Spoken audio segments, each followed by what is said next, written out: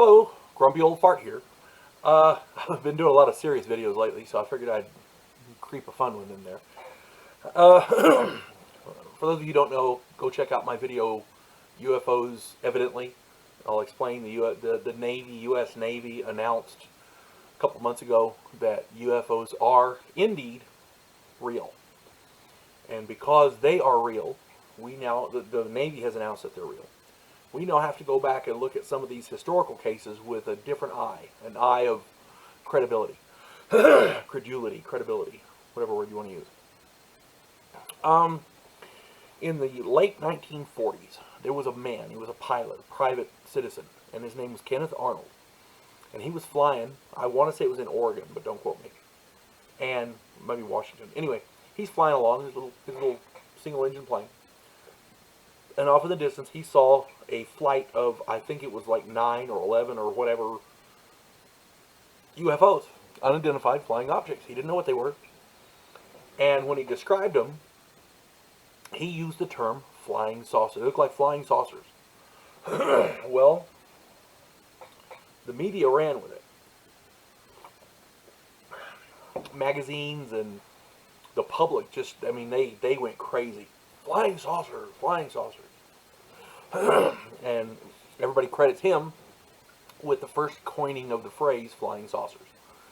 Well, he wasn't the first. I don't think he copied these people, I'm not saying that, but he inadvertently stole this man's thunder. Back in 1878, January of 1878, in Denison, Texas, there was a farmer named John Martin. And John Martin was by all accounts, he was a good man, upstanding, solid, honest individual. And he's walking along one evening, he's got his rifle, he's doing some hunting. Figured to put some meat on the table, because that's what hunting is, right? Back then they didn't have a 7-Eleven, didn't have no Safeway grocery stores, no Walmart, nothing like that. So you got to go put food on the table somehow, right? He's out doing his thing, boop-doo. And in the sky, over in the north, he sees an object, and it's circular, it's glowing, it's orange. He said it looked like a big orange at first. And he's watching it, and it comes right overhead, flying roughly north to south. So he saw it in the north, and it moved over him, headed south. And it startled the crap out of him.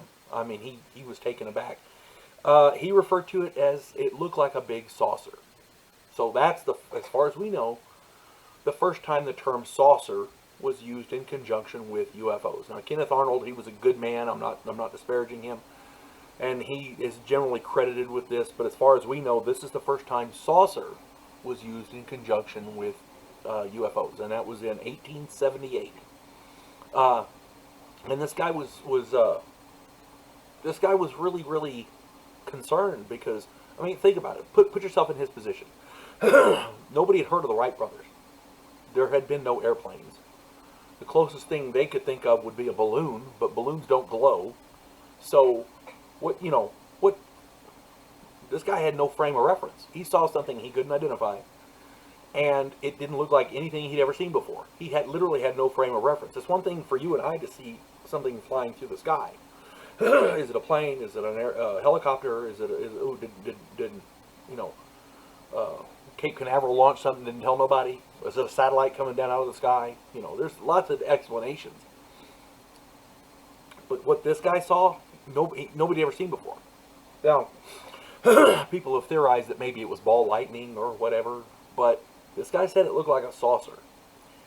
A newspaper account talking about Mr. Martin, John Martin, said they called him a gentleman of undoubted veracity, meaning the man was a bastion of honesty. Okay? And nowadays people want their 15 minutes of fame and they'll say anything to do it. But back then, he wasn't worried about that. He was out hunting. He was trying to put food on the table. He didn't care about no flying machine. Well, guess what? He saw something.